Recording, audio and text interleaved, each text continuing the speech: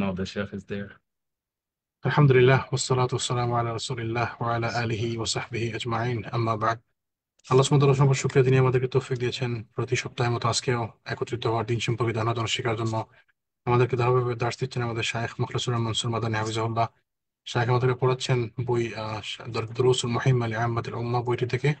ইনশাআল্লাহ শায়খ শুরু করবেন এখনই। আসসালামু আলাইকুম ওয়া রাহমাতুল্লাহি ওয়া বারাকাতুহু। আলহামদুলিল্লাহ ওয়াসসালাতু ওয়াসসালামু আলা রাসূলিল্লাহ ওয়া আলা আলিহি ওয়া সাহবিহি ওয়া মান তাবিআহুম বিইহসানিন ইলা ইয়াউমিদ্দিন, আম্মা বা'দ। সম্মানিত দিনী ভাইয়েরা, আমরা নিয়মিতভাবে আদ-দুরুস আল মুহিম্মা লিআম্মাতিল উম্মাহ, যার লেখক হলেন সম্মানিত শেখ আব্দুল আজিজ বিন আব্দুল্লাহ বিন বাজ রাহিমাহুল্লাহ, তার কিতাব থেকে নিয়মিত আমরা দার্স দিয়ে থাকি। এবং আজকে আমাদের বিষয় হচ্ছে আহকামু কদাই সিয়ামি রমাদান ও সাওমি রমাদান।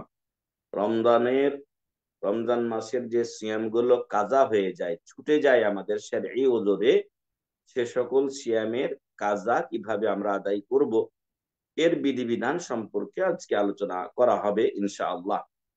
তবে যেহেতু আপনারা অনেকেই নিজেদের কাজে ব্যস্ত থাকেন, এই জন্য আগের দার্সটা একটু স্মরণ করিয়ে দিতে চাই।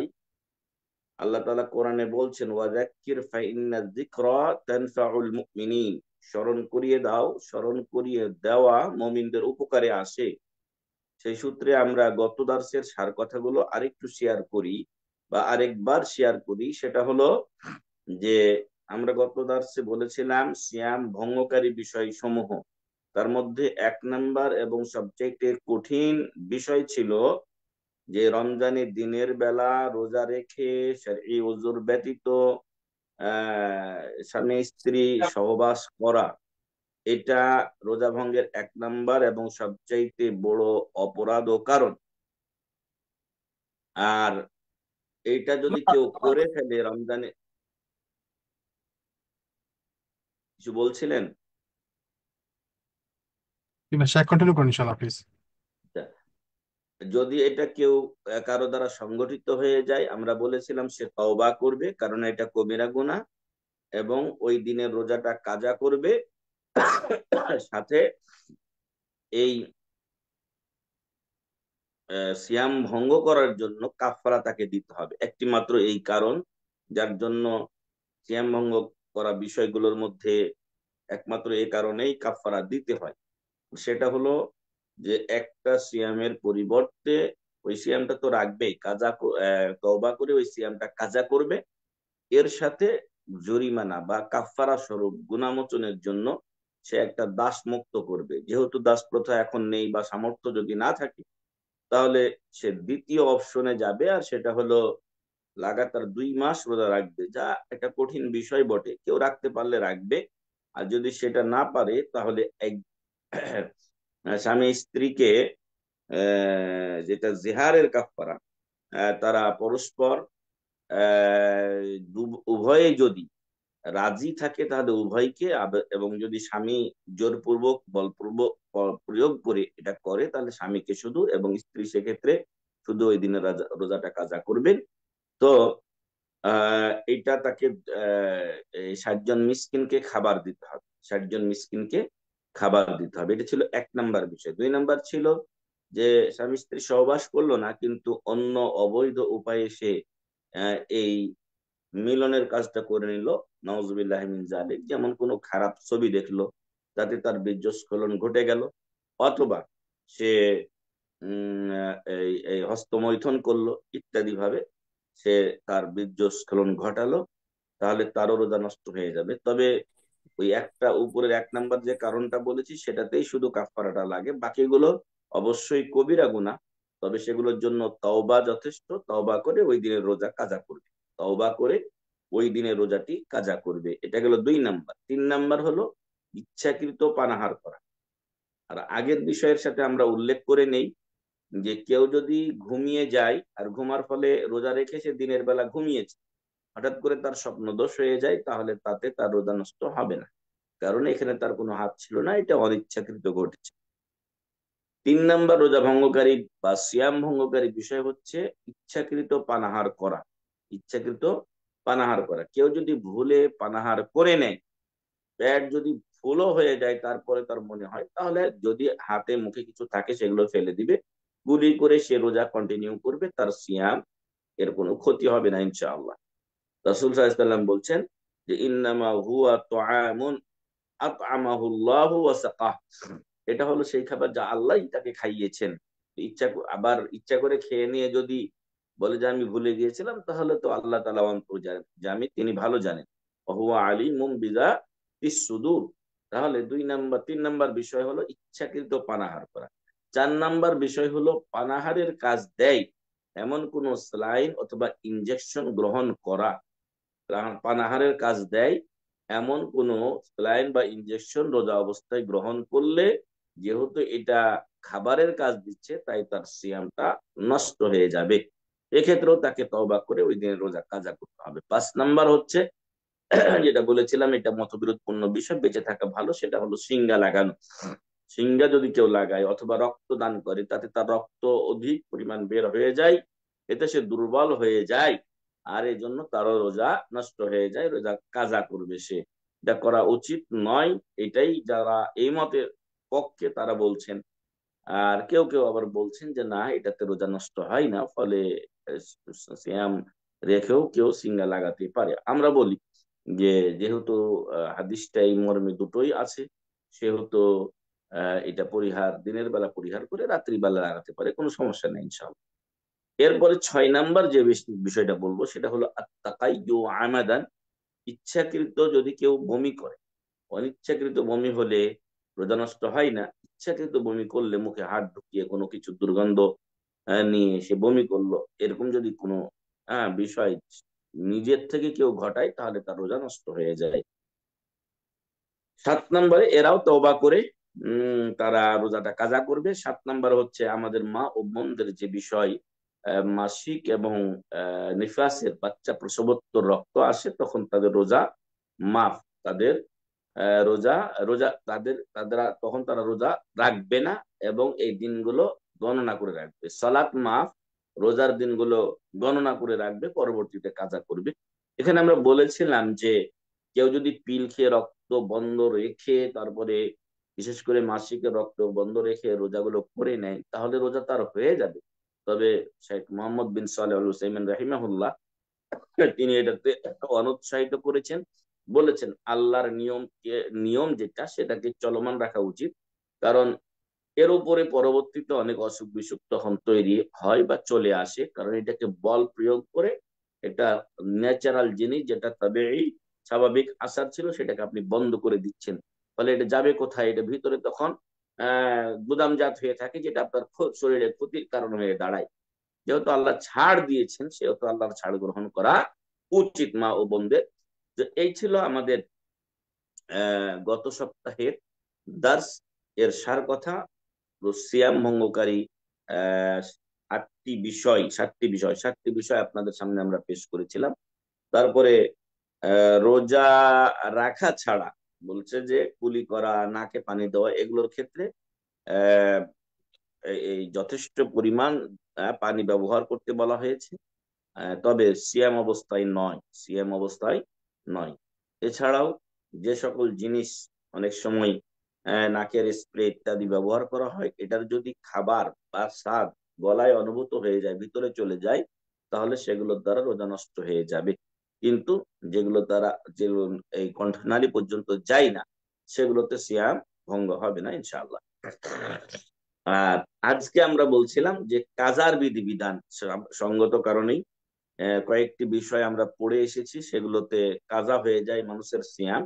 সেই কাজার বিধানগুলো 7টি পয়েন্টে এখানে শেখের অন্যতম ছাত্র ডক্টর আহমদ বিন সালেহ বিন ইব্রাহিম আত-তুয়াইয়ান হাফিজাহুল্লাহ, উনি এটা বর্ণনা করেছেন। তিনি বলছেন যে আল হারামুল্লাযী বালাগা আদু তামইজি লা ইয়াজিবু আলাইহি সাওমুন ওয়ালা ইতআমুন, যে এত এত বার্ধক্যে পৌঁছে গেছে কোনো ব্যক্তি, নারী হোক পুরুষ হোক, যে তার ভালো ও মন্দের পার্থক্য করার কোনো জ্ঞান নেই। একেবারে 100-100-এর উপরে বা 90-তে পৌঁছেও যদি কারো ব্রেন বা সেন্স চলে যায়, এমনি আছে, বেঁচে আছে, কিন্তু কোনটা ভালো কোনটা মন্দ এগুলো কিছুই সে বুঝে না, এত বয়োবৃদ্ধ হয়ে গেছে। তাহলে তার উপরে সিয়ামও যেমন আহ ফরজ নয়, তেমনি প্রত্যেক দিনের বিনিময়ে একজন মিসকিনকে খাওয়ানো এটাও ফরজ নয়। যার ভালো ও মন্দের জ্ঞান লোপ পেয়েছে, আজমুত্তিম ইজ, কোনটা সাদা কোনটা কালো এগুলো সে বলতে পারে না, এমন পর্যায়ে আল্লাহ না করুক কেউ যদি পৌঁছে যায়, তাহলে তার সিয়াম ওয়াজিব নয়, ফরজ নয়, এবং সাথে তাকে প্রত্যেক দিনের বিনিময়ে কোনো মিসকিনকেও খাবার খাওয়াতে হবে না। আহ, 2 নাম্বার কাজার বিধান হলো আল আজিজু আনিস সাওমি আজজান মুস্তামিররান লা ইউরজা জাওয়ালুহু। রোজা রাখতে কিছু ব্যক্তি আমাদের সমাজে অক্ষম থাকেন স্থায়ীভাবে, ওনারা আর কখনো রোজা রাখতে পারবেন না। যেমন অতি বয়োবৃদ্ধ, আগেরটা ছিল জ্ঞানী লোক পেয়ে গেছে, কিন্তু এটার জ্ঞান আছে, এটা বয়োবৃদ্ধ ঠিক, কিন্তু জ্ঞান আছে, রোজা রাখতে পারেন না, বয়সের ভারে রোজা রাখতে তিনি পারেন না। অথবা ওয়াল মারিদু মারদান লা ইউরজা বুরকুহু, স্থায়ী রোগী, অল্প বয়সী, হ্যাঁ ধরেন 30 বছর 40 বছর বয়স, বৃদ্ধ হয়নি, কিন্তু স্থায়ী অসুখে সে পড়ে গেছে, যার কারণে তার পক্ষে রোজা রাখা সম্ভব হচ্ছে না, এবং এই অসুখও ভালো হওয়ার আশা করা যায় না। তাহলে ফাহাদা ইউতইমু আন কুল্লি ইয়াউমিন মিসকিনান, এই বয়োবৃদ্ধ যার ভালো মন্দের জ্ঞান আছে, এবং যেই লোক বয়োবৃদ্ধ নয় কিন্তু স্থায়ী রোগে আক্রান্ত হয়ে গেছেন, অথবা বয়োবৃদ্ধ হয়েও যদি কেউ স্থায়ী রোগে আক্রান্ত হয়ে যায় কিন্তু তার হুঁশ থাকে, জ্ঞান থাকে, তাহলে তারা প্রত্যেক দিনের বিনিময়ে একজন করে মিসকিন খাওয়াবেন। এই গেল 2 নাম্বার। 3 নাম্বার বিষয় হলো আল মুসাফিরু ইয়াকদি ইযা আকামা ফি বালাদিহি কুল্লাল আইয়াম আল্লাতী আফতারাহা ফি সাফারিহি। মুসাফির ব্যক্তি তিনি সফরের অবস্থায় যে রোজাগুলো ছেড়ে দেন, যখন তিনি স্থায়ী বাসিন্দা আবার নিজের বাসায় ফিরে আসবেন, তখন ওই দিনগুলো কাজা করে নেবেন। ধরেন রমজানে 5 দিন 7 দিন বা 10 দিন সে সফরে ছিল, সেই দিনগুলো তার জন্য রোজা ছাড়া জায়েজ আছে। যদিও বর্তমান সময়ে আমরা মনে করি যে যদি কেউ সফরটা তার ওইরকম কষ্টদায়ক না হয়, তাহলে রেখে নেওয়াটা উত্তম, এদিক দিয়ে যে পরবর্তীতে এই কাজার জিম্মাদারি একটা থেকে যায়, অনাদায় থেকে যায় সিয়ামটা। তো এই জন্য অনেক ভাইয়েরা রেখে নেয়, যদি সফর নর্মাল হয়, কষ্টের না হয়, তাহলে রোজাগুলো তিনি রেখে নেওয়াটাই ভালো। আর যদি কষ্ট হয় তাহলে রোজা ছেড়ে দেওয়াই তার ভালো, এবং পরবর্তীতে এগুলো কাজা করবে, যেটা আমার 3 নাম্বার বিষয়ে বলা হলো। 4 নাম্বার বিষয় হচ্ছে আল মারিদু মারাদান ইউরজা বুরউহু, এমন অসুস্থ ব্যক্তি সাময়িক অসুস্থ হয়েছে, যার অসুখ ভালো হয়ে যাওয়ার আশা আছে। যখন তার এই অসুখ ভালো হয়ে যাবে, তখন সে তার অসুস্থ অবস্থায় ছুটে যাওয়ার দিনগুলি রোজা কাজা করে নেবে, পূর্ণ করে নেবে। এ গেল 4 নাম্বার, যে অসুস্থ ব্যক্তি কিন্তু স্থায়ী অসুস্থ নয়, সাময়িক অসুস্থ, অসুখ হয়েছে ইনশাল্লাহ আবার ভালো হয়ে যাবে, তখন সেই ব্যক্তি যে কয়েকদিন রোজা ছুটলো তার ওই কয়েকদিন পরবর্তীতে পরের মাসে, তার পরের মাসে যত দ্রুত সম্ভব কাজা করে নেবে। 5 নাম্বার হচ্ছে আমাদের মা ও বোনদের বিষয়টি একটু আগে বলে এসেছি। হ্যাঁ, তারা যে কয়দিন যে কয়দিন তাদের হায়েদ ও নেফাসের কারণে রোজা রাখেননি, সে কয়দিন তারা পরবর্তীতে কাজা করবেন।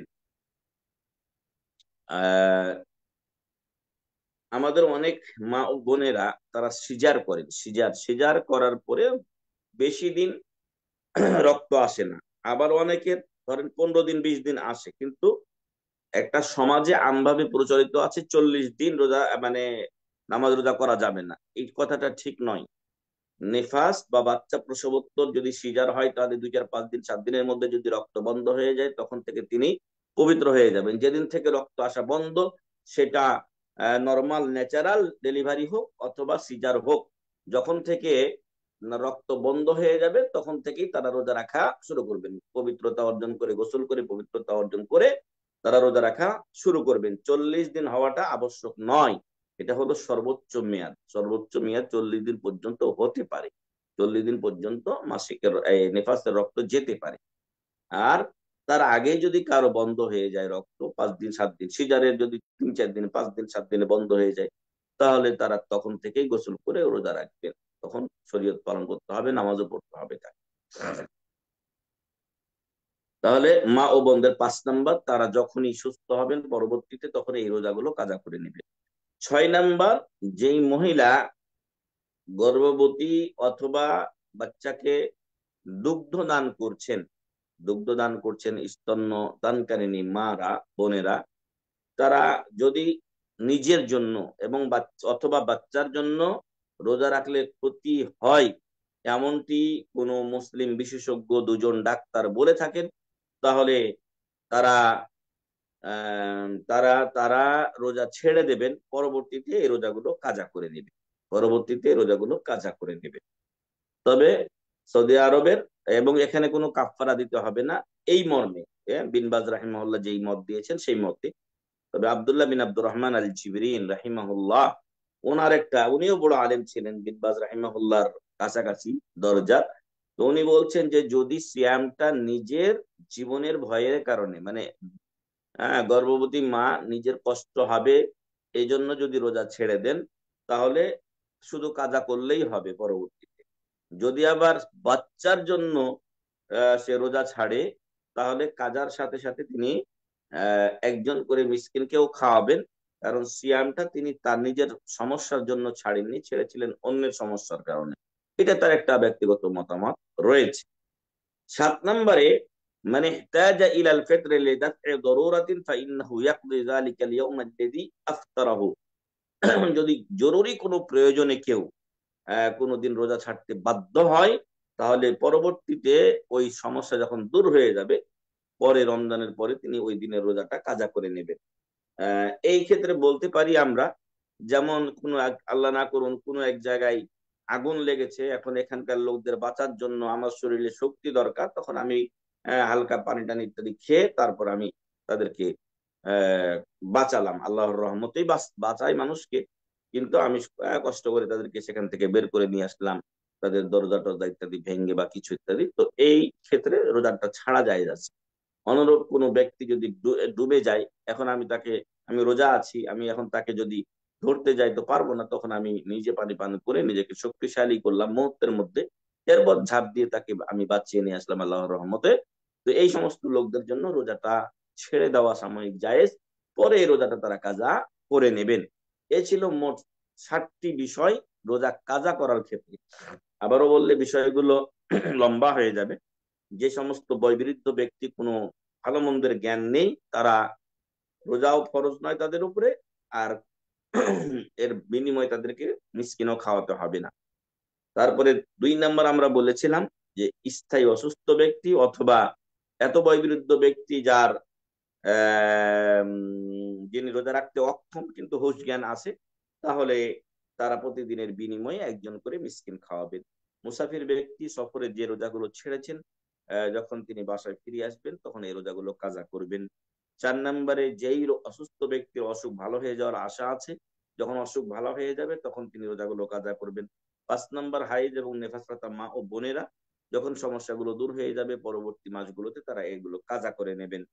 6 নম্বরে আমরা বললাম যে দুগ্ধদানকারিণী অথবা গর্ভবতী মা ও বোনেরা যদি রোজা ছাড়তে বাধ্য হন বাচ্চার কষ্টের কারণে বা নিজের কষ্টের কারণে, এবং সৎ ও মুসলিম ডাক্তারের পরামর্শ, যে কারো পরামর্শ নয়, যে মুসলিম ডাক্তার দিন প্র্যাকটিস করেন, তিনি দিন মেনে চলেন, 5 ওয়াক্ত নামাজ পড়েন, এমন ডাক্তার যদি বলে যে হ্যাঁ আপনার বা আপনার বাচ্চার ক্ষতি হতে পারে, আপনি রোজা রাখেন না, তাহলে সেই ক্ষেত্রে রোজাগুলো রাখবে না, পরে কাজা করবে।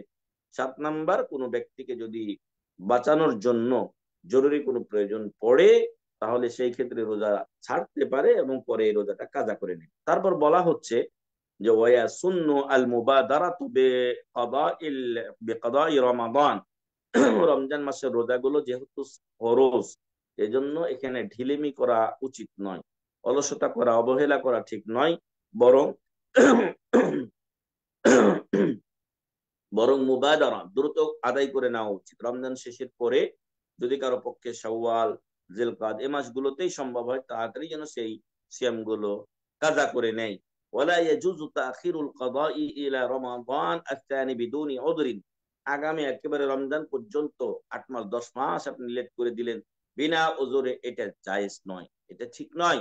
কারণ মানুষের ভালো মন্দ আছে, রোজাগুলো বাকি রেখে আপনি দুনিয়া থেকে যাবেন, তার চাইতে উত্তম হলো যখনই আপনি ভালো সুস্থ হয়ে গেছেন, আপনার এই সমস্যাগুলো দূর হয়ে গেছে, তখনই আপনি রোজাগুলো কাজা করে নেবেন।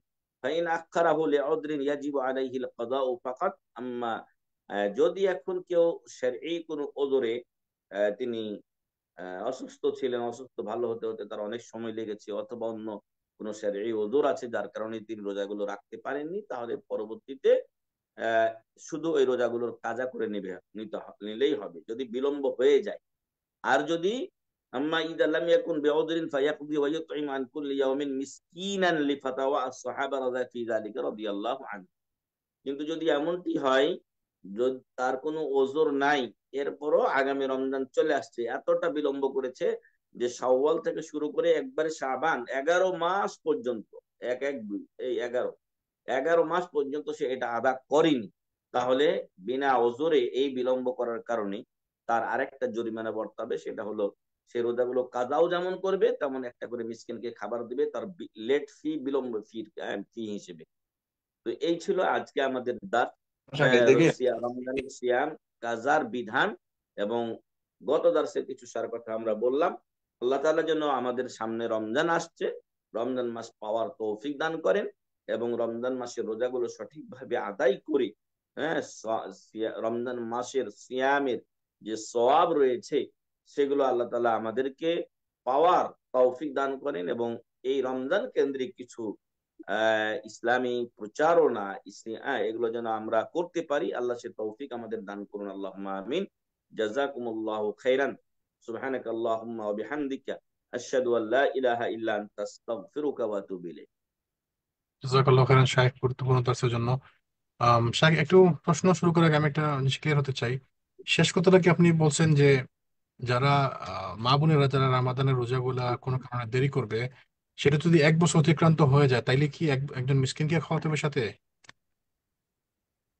এটা যে কারো ক্ষেত্রে, আমাদের আপনাদের সবার ক্ষেত্রে বিনা ওজরে, বিনা ওজরে, যদি আমার কোনো ওজর নাই, আমি ভালো হয়ে গেছি রমজানের পরে পরেই, 1 মাসের মধ্যে হয়তো আমি ভালো হয়ে গেছি, রমজানের পরেই আমার সমস্যা চলে গেছে, আমি মুসাফির ছিলাম, 5টা রোজা আমার ছুটে গেছে, কিন্তু আমি রোজাগুলো অলসতা করে রাখি নাই, আগামী রমজান আবার চলে আসছে, 11 মাস হয়ে গেছে, কিন্তু শাওয়াল থেকে শাবান পর্যন্ত 11 মাস হয়ে গেছে। জি। তো 11 মাসের মধ্যে আমার কোনো ওজর ছিল না, আমি ওজর ছাড়া বিলম্ব করেছি। এই জন্য যখন পরে মানে রমজান আসবে, আর রাখা হয়নি আমার কাজাগুলো, মা বোন হোক অথবা অন্য কেউ হোক, বুঝতে পারছি, সাধারণত মা বুঝতে পারছি। বোনদের লেট গুলো হয় কারণ ওনাদের নিয়মিত কিছু রোজা ছুটে যায়। জি। তো যার ফলে ওই সাহাবা ইকরামের ফতোয়া এখানে বলা হয়েছে, যে সাহাবা ইকরামের ফতোয়া রয়েছে যে বিলম্ব বা লেট ফি হিসেবে এই রমজান পার করে যে তুমি দিলা, হ্যাঁ, তার কারণে তোমাকে একটা করে মিসকিনকেও খাওয়াতে হবে, সাথে কাজাও করতে হবে। জাযাকাল্লাহু খাইরান। যদি কোনো ভাই প্রশ্ন থাকে ইনশাআল্লাহ, নাসির প্রশ্ন করবেন নাকি? আসসালামু আলাইকুম। আমি আপনার প্রশ্নের উপরে শেখের লাস্টের কথা আমারও এই প্রশ্নটা ছিল। আমরা তো মোটামুটি জানি শেখ এটা, আমি হাদিসটা জানি ভুল কিনা জানি না, মা আয়েশা রাদিয়াল্লাহু আনহা সাবান পর্যন্ত অপেক্ষা করতেন ফরজ রোজা ছুটে যাওয়ার পরে, যেগুলো আহ, মানে ছুটে যেতেন আর কি, মেয়েদের যেটা জানো। এই জন্য দেখা যাচ্ছে অনেক সময় আমার ফ্যামিলিতেও আমি বলি যে তুমি দেরি করতে পারো, কোনো সমস্যা নাই, শাওয়ালের রোজাগুলো আগে করো, পরে সাবান ফরজ রোজাগুলো পরে করো। দেখা যাচ্ছে আমার ফ্যামিলি অনেক সময় ফরজ রোজা আগে করার জন্য তোড়জোড় করে দেয়। আহ, তো এই এই জন্য মানে এইটা কি আপনার, আপনি যেটা বললেন যে গুনাহ হবে বা গুনাহ না, সরি, কাফারা দিতে হবে, মা না, আয়েশা রাদিয়াল্লাহু যেটা জানতাম, এটা কি ভুল নাকি তাহলে? না, না, না, না, না, সুন্দর, জাযাকাল্লাহ খাইর। আয়েশা রাদিয়াল্লাহু আনহার একটা ওজর ছিল, সেটা হলো যে রাসূল সাল্লাল্লাহু আলাইহি সাল্লাম তাকে ভালোবাসতেন, কখন তাকে কাছে চান, এজন্য তিনি সবসময় একটু অতিরিক্ত প্রস্তুতি নিয়ে রাখতেন। এজন্য তার সিয়ামটা সাবান পর্যন্ত বিলম্ব হয়ে যেত, কিন্তু সাবানের পরে যে রমজান, এই রমজানের পরে তিনি করতেন না। বুঝে আসছে কি? জি। উনি কিন্তু আমরা কিন্তু বলছি যে জরিমানাটা যেটা লাগবে, মানে এই কাজার সাথে সাথে একটা করে মিসকিনকে খাওয়ানোর এটা হলো যদি আগামী রমজান আমি পার করে দেই, রমজান চলে আসছে কিন্তু আমার রোজাগুলো এখনো থেকে গেছে, কালকে রোজা, আর আমি আজকেও আমার রোজা কমপ্লিট করিনি কাজা রোজা, তাহলে তখন কাফারের কথা বলা হয়েছে। এর আগে যদি কেউ আদা করে নেয় তাহলে তো যথেষ্ট হলো, কিন্তু এখানে যেটা উৎসাহিত করা হয়েছে সেটা হলো দ্রুত আদায় করে নেওয়া, কারণ মানুষের সমস্যা তো থাকতে পারে ভাই। হ্যাঁ, কখন কি হবে এটা তো আমার উপরে বাকি, যেরকম ঋণ থাকে এরকম ঋণ আল্লাহর ঋণ এগুলো, বুঝে আসছে কি? জি, তো জাযাকাল্লাহ। আয়েশা রাদিয়াল্লাহু আনহা যেটা বলছেন, উনি বলছেন যে রাসূল সাল্লাল্লাহু আলাইহি ওয়াসাল্লাম এর কাছে আমার একটা অবস্থান থাকার কারণে আমি আমার ছুটে যাওয়া রোজাগুলো শাবানের আগে আদা করতে পারতাম না, তার মানে শাবানের মধ্যে উনি আদা করে নিতেন, জি ফলে জি ওই কাফারার তার কাছে প্রশ্ন আসে না। এই হলো হিসাব। আর আরেকটা মাসালা আপনার কথা থেকে এসেছে, সেটা হলো যে শাওয়ালের রোজা আমাদের মা বোনেরা আগে রাখবে না, বা অন্য সবাই ছুটে যাওয়া রোজাটা আগে রাখবে। ইবনে উসাইমিন রাহিমাহুল্লাহ তিনি বলছেন, বা একটা আরো জামাত আছে যাদের কথা হলো যে রাসূল সাল্লাল্লাহু আলাইহি ওয়াসাল্লাম যে হাদিসটা বলছেন এক মানে পুরো বছরে রোজা রাখার সওয়াব, সেখানে প্রথমে বলা হয়েছে মান সামা রমাদানা সুম্মা তাবাহু সিত্তাম মিন শাওয়াল, আগে রমজান মাসে রোজা রাখবে, তারপরে শাওয়ালের 6টা রোজা রাখবে। এই কথাটাতে উনি বলছেন যে তাহলে রমজানের তো পুরা রাখলো না, এজন্য রমজান আগে রাখবে, শাওয়ালের শুরুতে রমজানের ছুটে যাওয়া রোজা রাখবে, তারপর শাওয়ালের রাখবে। তবে ওই আয়েশা রাদিয়াল্লাহু আনহা ওই হাদিস প্রমাণ করে যে রমজানের কাজা তার ওই পর্যন্ত যেহেতু ছিল, তার মানে উনি কি শাওয়ালের রোজা ছেড়ে দিয়েছেন? কখনোই তিনি ছাড়েননি, ফলে শাওয়ালের রোজাটা রেখে নিতে পারে। আর আমরা মধ্যস্থতা অবলম্বন করে বলি যে যদি সম্ভব হয় তাহলে আগে ফরজ রোজা কাজা মানে কাজা আদায় করে তারপর শাওয়াল রাখা, আর যদি কেউ না পারে সেটা, তাহলে আগে শাওয়াল রাখবে, কারণ শাওয়ালের সময় সীমিত, শাওয়ালের 6টা রোজা শাওয়াল মাসের মধ্যে সীমাবদ্ধ, ফলে এই শাওয়ালের রোজাটা আগে রাখবে সম্ভব যদি না হয়, আর কাজাটা পরে করবে, কারণ কাজার সময়টা আগামী 11 মাস পর্যন্ত তার আছে। জি। জাযাকাল্লাহ খান শেখ। জি, শেখ, জাযাকুমুল্লাহ আরেকটা খাইর। প্রসঙ্গত আরেকটা ব্যাপার একটু যদি টাচ করতেন, যে শাওয়ালের রোজা যদি কোনো কারণবশত কেউ মিস করে, ধরেন সফরে আছে, তো সেইটারও কি কাজা করা যায় শাওয়ালের রোজাগুলা, 6টা রোজা? আহ, আমার জানার মতে একটা এইভাবে মাসলা পড়ছিলাম যে না, এটার কোনো কাজা নেই, এটার কোনো কাজা নেই। তবে কেউ যদি ওই যে মানে এইটার একটা সওয়াব হলো যে শাওয়ালের 6টা রোজাতে 60টা রোজার সওয়াব দেওয়া হয়, তাই না? জি তো কেউ যদি এখন ওই যে সোমবার বৃহস্পতিবার মাসিক 3টা রোজা, এইগুলো রোজাও যদি কেউ রাখে, আল হাসানাতু বিআশরি আমসালিহা, এটাই পরামর্শ দিয়েছেন যে যেহেতু শাওয়াল চলে গেছে, তাহলে শাওয়াল মাসে তো আর রোজা রাখা সম্ভব হচ্ছে না যদি কারো ছুটে যায় কোনো জি কারণে। তো নিয়তের কারণে সে একটা সওয়াব পাবে, এমনি নিয়তের দরুন আল্লাহ তাআলা একটা ভালো আমলনামা লিখে দেন। দ্বিতীয়ত সে এই রোজাগুলো রাখুক, তাহলে ওইটারও 10 গুণ সওয়াব আল্লাহ তাকে দান করবেন ইনশাআল্লাহ। জি। জাযাকাল্লাহ খান শেখ। জাযাকুমুল্লাহ খাইর।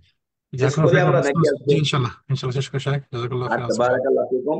সুবহানাকাল্লাহুম্মা ওয়া বিহামদিকা আশহাদু আল্লা ইলাহা ইল্লা আনতা আস্তাগফিরুকা ওয়া আতুবু ইলাইক। আসসালামু আলাইকুম ওয়া রাহমাতুল্লাহি ওয়া বারাকাতুহু।